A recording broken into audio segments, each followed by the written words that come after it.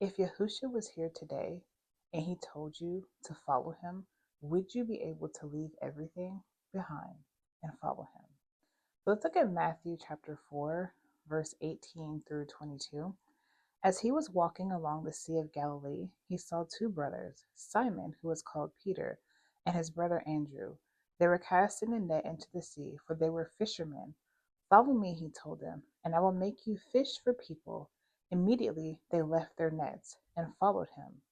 Going on from there, he saw two brothers, James, the son of Zebedee, and his brother John.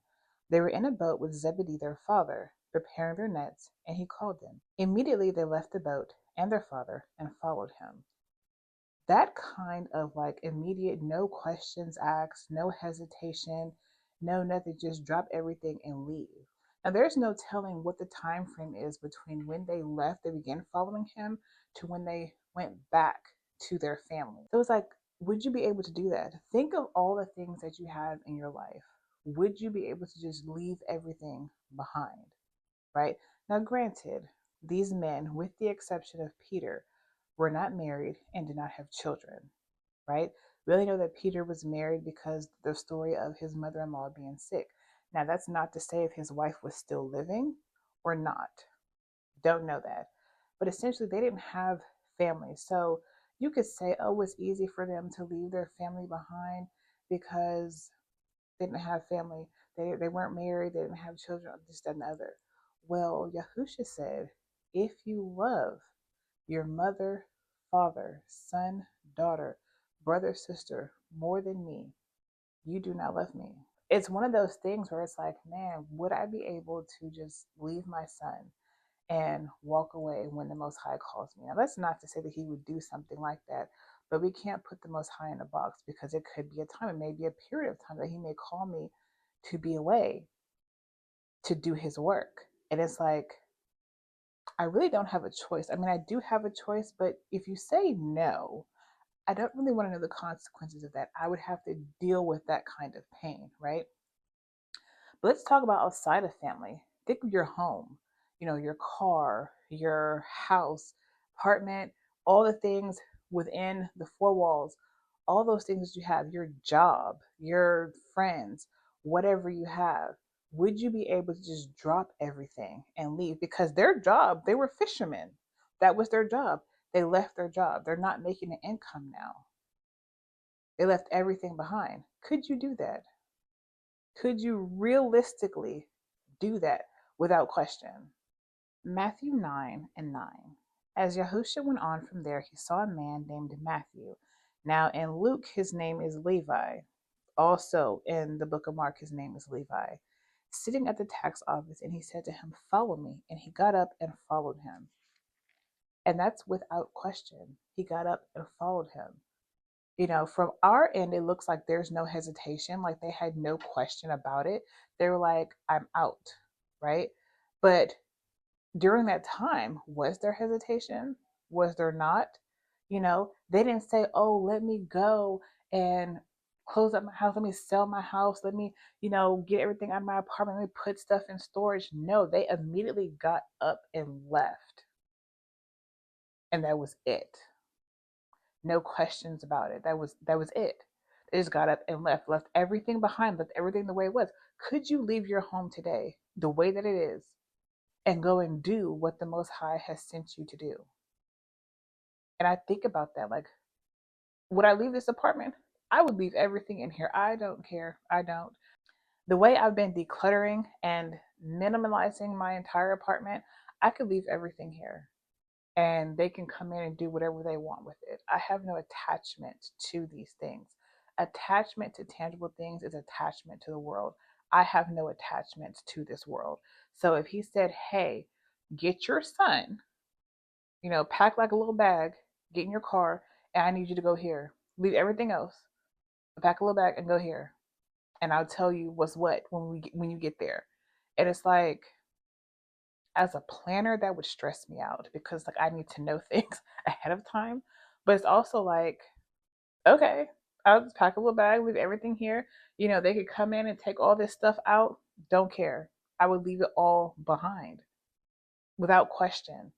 But given everything that you have in your home, would you be able to leave these things behind? Think of the story of Lot, when Yahuwah was like, hey, I need y'all to go because I'm about to burn this city down. And Lot was trying to stall. And it's like they had a life there, they had things there. And what happened? His wife turned around because she's like, I'm leaving everything. We're leaving with literally the clothes on our back, nothing else, not even a bag, nothing. The clothes on our back and the shoes on our feet, no food, no nothing. We're leaving everything. Could you do that? This is Matthew 8, verses 18 through 22. When Yahusha saw a large crowd around him, he gave the order to go to the other side of the sea. A scribe approached him and said, Teacher, I will follow you wherever you go. Yahusha told him, Foxes have dens and birds of the sky have nests, but the Son of Man has no place to lay his head. Master, another of his disciples said, First, let me go bury my father. But Yahusha told him, Follow me and let the dead bury their own dead. So spiritually dead, right? But it's like, there's no, let me do this first. It's, I'm telling you to do this. The Most High is telling you to do this. Do it. There's no, let me do this before I do what you said. There's no choosing to do anything before doing what the Most High has told you to do. If He's told you to do something, do it. Right? Think of Jonah. The Most High told Jonah to go to Nineveh. Nineveh said, no, I'm going to go this way. And what happened?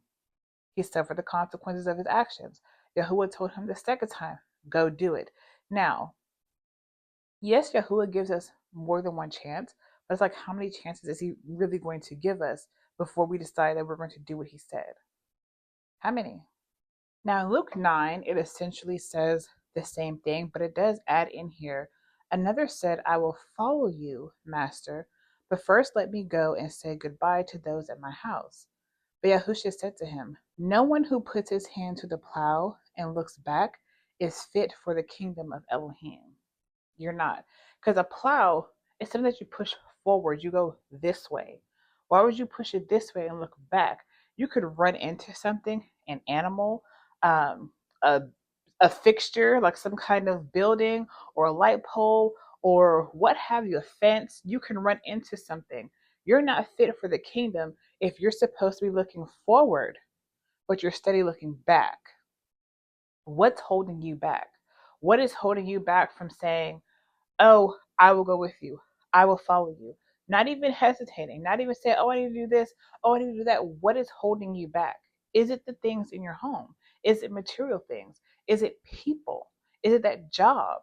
What is it that's holding you back and keeping you from being obedient without hesitation?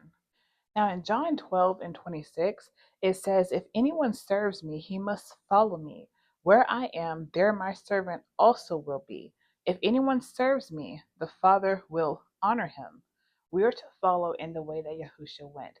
Now, this is not to say that you need to sell all of your possessions. You need to sell your home, not unless the Most High tells you to. This is not to say that, but it's, what is your attachment to? What is that thing that you just can't seem to let go of? I know for me that when I moved into this apartment, there were things that I brought from my previous apartment, that I brought from previously living with my mother, that I brought from the apartment before that, that I brought from college, things that had carried with me over and over and over. And finally, I have let all of those things go. I am 37. I'll be 38 later this year. So it's like those things that I have carried with me. Why? What things in your life, in your home, are you carrying with you from place to place to place and you don't touch them? You don't do anything with them. What is there that is just taking up space in your life? So in Matthew 16 and 24, this is also found in Mark 8:34 through 38. It says, Then Yahushua said to his disciples, If anyone wants to follow after me, let him deny himself, take up his stake, and follow me. For whoever wants to save his life will lose it, but whoever loses his life because of me will find it. So if you want to save the things that's in this life, all these material things, saving your life here, you cannot follow him and you will lose your life. And that does not mean necessarily that you will die like right now. It means that you will not have everlasting life. You will end up in the pit, the lake of fire. For what will it benefit someone if he gains the whole world yet loses his life? You gain all these things, all these worldly things, but you lose everlasting life. Like, there's really no competition here. It's either the world or everlasting life. Like, there should be no hesitation. There shouldn't be, because everlasting life, hello, that is above all things on this earth, right? Or what will anyone give in exchange for his life? For the Son of Man is going to come with his messengers in the esteem of his Father, and then he will reward each according to what he has done. Truly I tell you, there are some standing here who will not taste death until they see the Son of Man coming in his kingdom. Right? So while you're sitting here worried about all these things that's in your life, these are things of the world. These things will pass away. You cannot take these things when you die. Like the Egyptians, when they were buried in their sarcophagus, I was about to say esophagus, but the sarcophagus, when they're buried in them, what do they put in them? Gold, treasures, all kinds of stuff they put in there because they think that's going to be with them in the afterlife. It's not. Nothing in this world is going with you when you die, not even your body. Okay?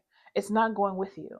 So why hold on to the things of this world when you have everlasting life waiting for you? Do you know how grand and marvelous everlasting life is going to? It's like something we've never seen before, something we can't even imagine, to have all those riches, right?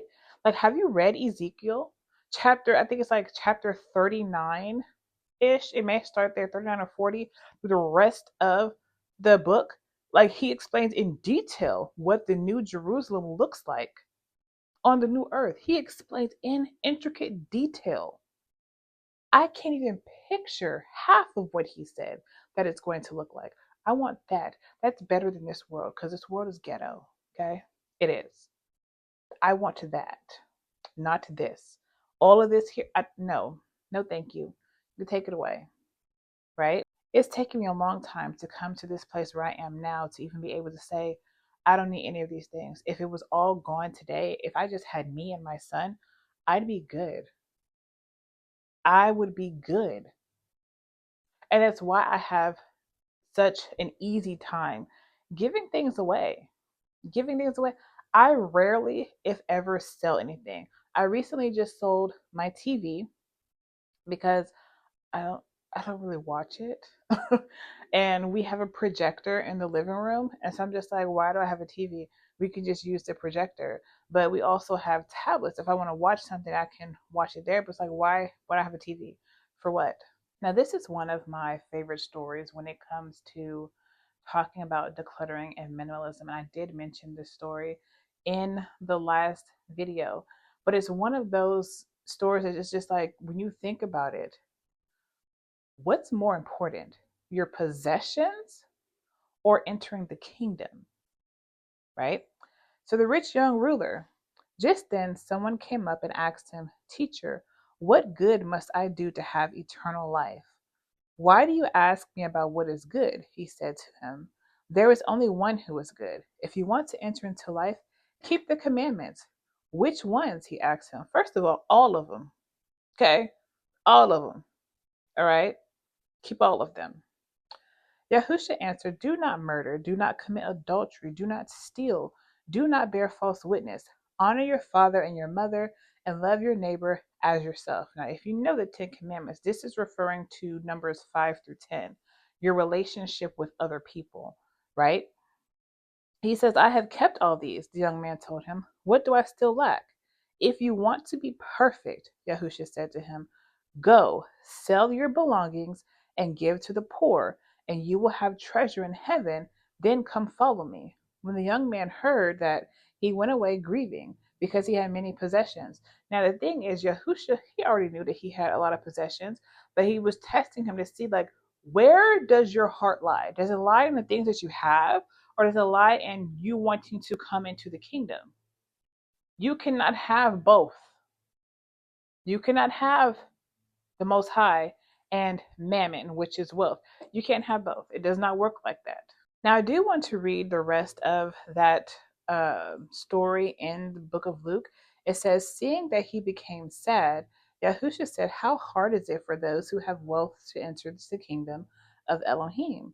For it is easier for a camel to go through the eye of a needle than for a rich person to enter the kingdom of Elohim. Now, if you don't know what an eye of a needle is, this is not talking about a camel and a needle that you sew with. The eye of a needle is, it was like a gate that the camels had to go through. And the people, in order for the camel to go through it, because it was so small, they would have to unload the camel, and the camel would have to get down low in order to go through the gate. So that's what he's referring to. When I first read this, I'm like, are you talking about like an actual needle? Like, of course a camel can't go through that. But if you think about this gate that the camel is trying to go through, it's so small that the camel has to be made small. You take everything off. You cannot go through this gate. That is the kingdom. You cannot go through the gate to the kingdom with all of this baggage, with all of this stuff. That does not matter, because what use is it? There is nothing tangible on this earth that will be useful in the kingdom. Nothing at all. Everything that the Most High wants to use is in the, he already put it there. He already put it there. He does not need anything there made by man's hands. Okay? Those who heard this said, then who can be saved? He replied, what is impossible with man is possible with Elohim. Then Peter said, look, we have left what we had and followed you. And that's what I was saying earlier. They left everything, family, and Peter possibly left his wife, you know, but that's not to say they never went back to see them or whatnot. But in order to follow him along with his ministry, they had to leave those people and those things. So he said to them, truly I tell you, there is no one who has left the house, wife or brothers or sisters, parents or children, because of the kingdom of Elohim, who will not receive many times more at this time and eternal life in the age to come. So you having to leave your home, your family, think about how much you're going to have in the kingdom by being obedient and leaving. It could be for just a set period of time. Like the Most High just needs you by himself, just you and him, nobody else, no distractions, no nothing, to prune you, to refine you, and then possibly send you back, right? Send you back to your family. But it's that, can you do that? Can you leave when he says leave? What I want to leave you with is, can you leave when the Most High says leave? Can you do that without asking questions, without hesitation, without thinking about all the things in your home, without thinking about the people in your life? Can you leave when he says leave? And what I mean by leave is like, can you go and move to another state, city, country, wherever? Can you go there for that time frame and do whatever it is that he needs you to do without hesitation? Or are there things in your life that are holding you back? And that's all I have for y'all.